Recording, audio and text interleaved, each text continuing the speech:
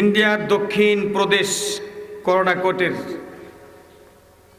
কলেজের আঙ্গিনা থেকে মুস্কান একাই শত শত যুবকদের বিরুদ্ধে তাকবীর দিয়েছে। কথা কোন ঠিক কিনা? মুস্কানের এক তাকবীর পৃথিবীর পূর্ব প্রান্ত থেকে পশ্চিম প্রান্ত, উত্তর থেকে দক্ষিণ বিশ্বময় ছড়িয়ে গেছে, আল্লাহ পাকের আরশে আজিম পর্যন্ত পৌঁছে গেছে। কথা কোন ঠিক কিনা? সেই মুস্কানের তাকবীরের সাথে আমরা কি একটা জোরে জোরে তাকবীর দিতে পারবো? শাহজালালের পুণ্যভূমি থেকে এত জোরে একটা আওয়াজ চাই, আকাশ বাতাস মুখরিত করে যে তাকবীর ধ্বনি পৌঁছে যাবে আল্লাহ পাকের আরশে আজিমে, এমন একটা তাকবীর আমরা দিতে পারবো? জোরে জোরে বলছি আল্লাহু আকবার, হাত উঁচু করে বলি আল্লাহু আকবার। যে আওয়াজ শুনে ওরে মুসলমান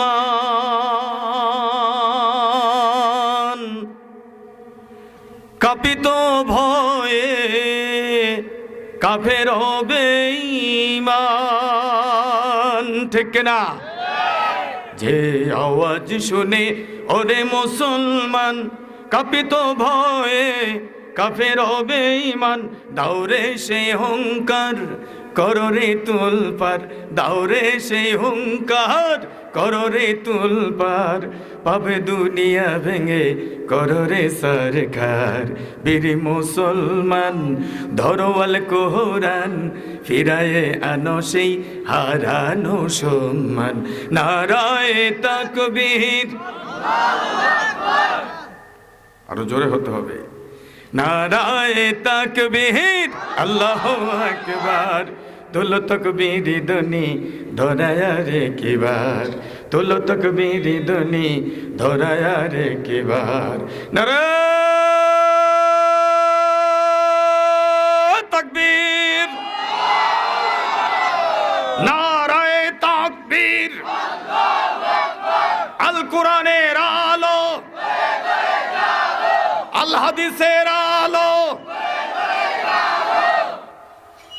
মোটামুটি হয়েছে, আর একটু হতে হবে। কথা কোন ঠিক কিনা?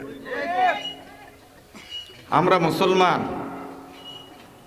পৃথিবীর জমিনে হাজারবার পরীক্ষা দিয়েছি, পরীক্ষায় উত্তীর্ণ হয়েছি, দ্বীনের জন্য জীবন দিতে পারি, কিন্তু ঈমান হারাতে পারি না।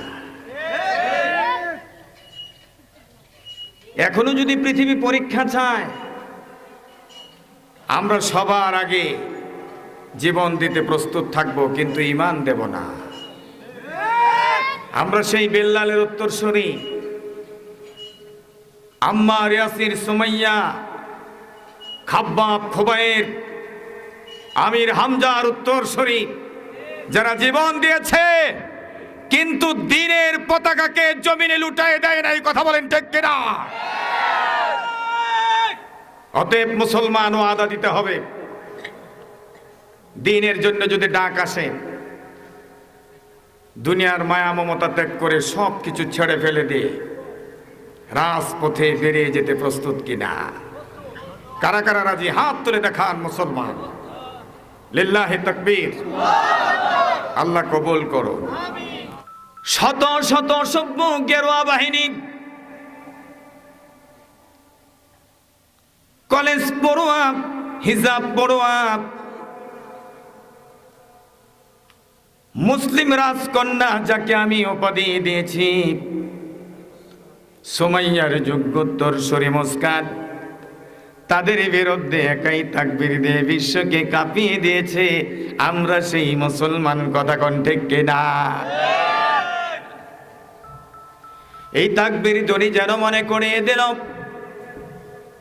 শাহজালাল গড় গোবিন্দের রাজপ্রাসাদের সামনে দাঁড়িয়ে যে তাকবীর দিয়েছিল, এই তাকবীর ধ্বনিতে প্রতিধ্বনিত হয়ে গড় গোবিন্দের রাজপ্রাসাদ, রাজপ্রাসাদের ইটার সুরকিগুলি খুলে খুলে জমিনের সাথে মিশে গিয়েছিল। আমার ভাইয়েরা, আজও যদি বাতিলের মোকাবেলা করতে হয়, তাকবীর ধ্বনির চাইতে শক্তিশালী কোন অস্ত্র মুসলমানের পৃথিবীর জমিনে আর একটাও নাই। কথা কোন ঠিক কিনা?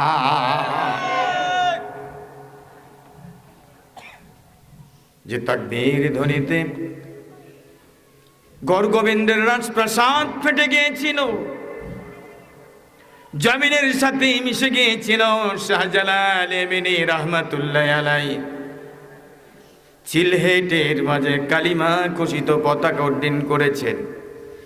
আবারও যদি প্রয়োজন পড়ে এই শাহজালাল শাহপরানের উত্তরসূরিরা বসে থাকবে না, এই ময়দানে কালিমার পতাকা উড্ডীন করার জন্য প্রয়োজনে তিতুমিরের বাঁশের কেল্লা গঠন করতে রাজি। দিন কায়েমের জন্য অতীতে এই পৃথিবীর জমিনে আমাদের জাতির পিতা ইব্রাহিম খলিলুল্লাহ আলাইহিস সালাম নমরুদের আগুনের কারাগার মেনে নিয়েছেন। নমরুদ তাকে আগুনে নিক্ষেপ করেছে, আগুনে পুড়তে রাজি হয়েছে, কিন্তু দিনকে বিলীন হতে দেয় নাই। কথা কোন ঠিক কিনা? ইব্রাহিম আলাইহিস সালামের সাথে নমরুদের অন্য কোনো শত্রুতা ছিল? জমিনের আল নিয়ে কোনো ঝগড়া ছিল? শুধুমাত্র একটাই শত্রুতা, সেটা কি? ওমা নাকামু মিনহুম আইয়ুমিনু বিল্লাহিল আজিজিল হামিদ। জোরে জোরে কোন সুবহানাল্লাহ। আর কোনো দুশ্মনী নাই। নমরুদ তাকে আগুনে নিক্ষেপ করলো। জিবরিল আলাইহিস সালাম এসে বলছে, ইব্রাহিম খলিল, আপনি কি আমার সাহায্য চান? আগুন নিভাই দেব। ইব্রাহিম আলাইহিস সালাম বললেন, আমাকে যে নমরুদ আগুনে ফেলেছে, আমি যে আল্লাহর ইবাদত করি সে আল্লাহ দেখছেন, আমার আল্লাহ অন্ধ নয়, সুতরাং তোমার সাহায্যের প্রয়োজন নাই। আমাকে সাহায্য করবেন কে? আল্লাহ রাব্বুল আলামিন বললেন, কুলনা ইয়া নারু কুনি বারদাও ওয়া সালামান আলা ইব্রাহিম। আগুন,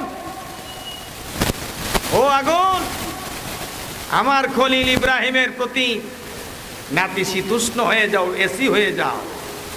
আগুন কার হুকুম মানছে? ওই আল্লাহ আছে না নাই? তাহলে এত ভয় কেন মুসলমান? কিসের শঙ্কা, কিসের ভয়? দিন কায়েমের পথে আমরা চলবো, আমাদের হবে বিজয়। এতে যদি নেমে আসে জীবনের উপর চরম নির্যাতন, নিষ্পেষণ, অত্যাচারের স্টিম রোলার, আমাদেরকে যদি জেলেবন্দি করা হয়, ফাঁসির কাস্তে ঝুলানো হয়, শাহাদাতের তামান্না পান করব, তারপরেও এই ময়দানে আল্লাহর দিন কায়েম করব ইনশাআল্লাহ।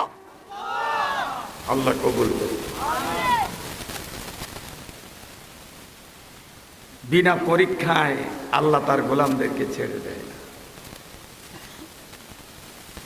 এই সিলহেটে আগে কি মাটির হাড়ি ছিল, মাটির পাতিলা?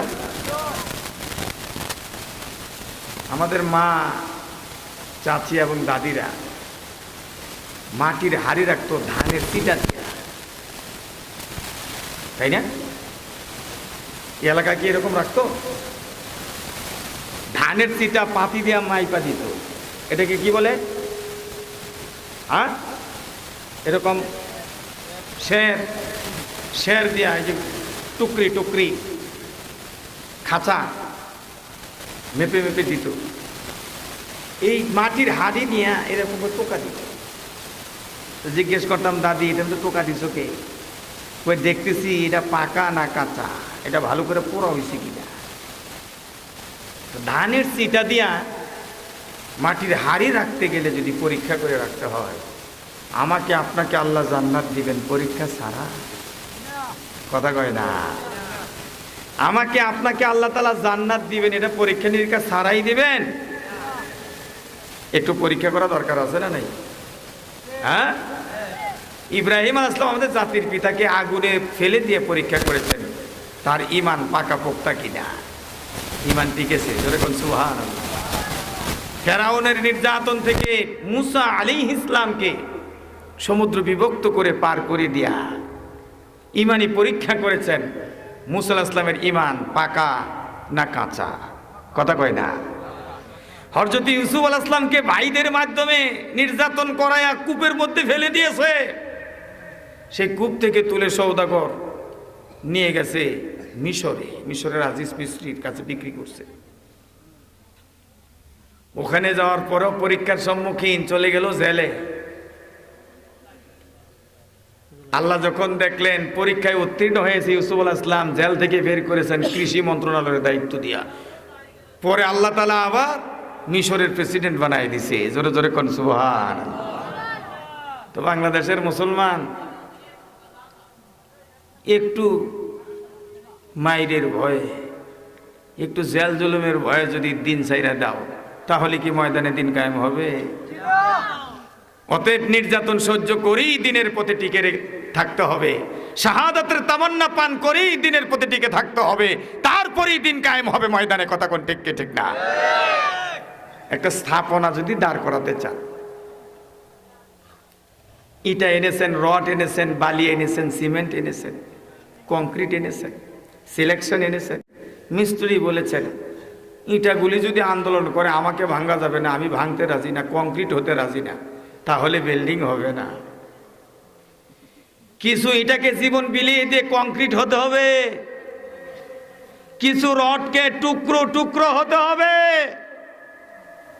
তারপরে মিস্ত্রি আস্তে আস্তে করে গুনা দিয়া বেঁধে জোড়া দিয়া ডালা একসাথে মিক্স করে ঢেলে দেওয়ার পরে পিলার হবে, তারপরে ইটাগুলো আস্তে আস্তে একটার সাথে আরেকটা গাঁথার পরে স্থাপনা হয়ে যাবে।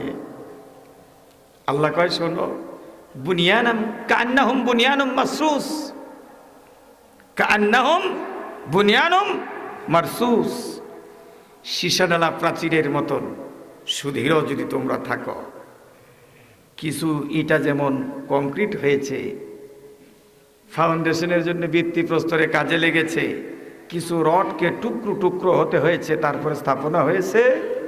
সুতরাং তোমাদের ভিতরে কাউকে শহীদ হতে হবে, কাউকে জীবন বিলিয়ে দিতে হবে।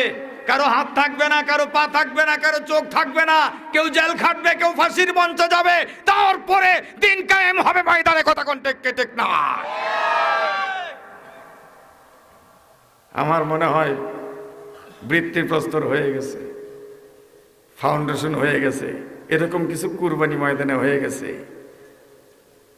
শাহাদাতের নজরানা আল্লাহর দরবারে পৌঁছে গেছে। কথা কোন ঠিক কিনা?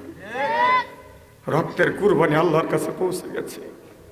এই ময়দানে রক্তাক্ত হয়েছে। এই কোরআন হাতে নিয়ে বুকে নিয়ে যিনি অর্ধ শতাব্দী কোরআনের দাওয়াত দিয়েছেন, সেই মহান কোরআনের পাখি আল্লামা অন্তরীণ অবস্থায় ইউসুফের মতন মুক্তির প্রহর গুনছে। কথা কোন ঠিক কি ঠিক? আমরা আল ফালা মিলনায়তনে আমাদের এক রাহবার মুরব্বীকে প্রশ্ন করেছিলাম, আমাদের দর্শের ভিতরে মুরব্বী, ময়দানে দিন কায়েম হতে কতদিন দেরি হবে? তিনি বললেন, বাবা তোমরা যতদিন দেরি করবে ততদিনই দেরি হবে। তোমরা যদি তৈরি হয়ে যাও, এই ময়দানে আগামী দিন হয়ে যাবে কোরআনের ময়দান।